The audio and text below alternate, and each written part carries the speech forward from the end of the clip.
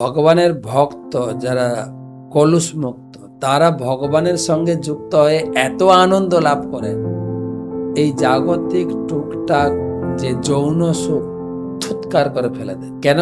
এই স্ত্রী পুরুষের মিলন সুখ হচ্ছে দুঃখ জনয়ে বটে। ভগবান বলছেন যখন থেকে কেউ স্ত্রী পুরুষের মিলন সুখ পেতে ইচ্ছা করবে তখন থেকে তার জীবনের দুঃখ চালু হবে। ভগবান ডাইরেক্ট বলে দিচ্ছে বা চালু হয়েছে যারা স্ত্রী সংভোগে আছে।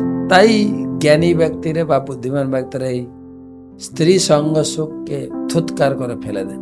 দেহত্যাগের পূর্বে যিনি কাম ক্রোধ থেকে উদ্ভূত বেগ সহ্য করতে সক্ষম হন তিনিই যোগী, তিনিই জগতে সুখী। অর্থাৎ ঘুরিয়ে ফিরিয়ে তৃতীয় অধ্যায়ের কথা এসে গেল। কাম চিন্তা থাকলে তুমি কিন্তু ভগবানকে পাবে না। আগেও বলেছি, যাহা কাম তাহা নাহি রাম, যাহা রাম তাহা নাহি কাম। এ আমি সংসার সুখও করবো, ভগবানকে লাভ করবো না। একদম কাম ক্রোধের বেগ যতক্ষণ জিরো না আছে, জিরো, তুমি হিরো হতে পারবে না।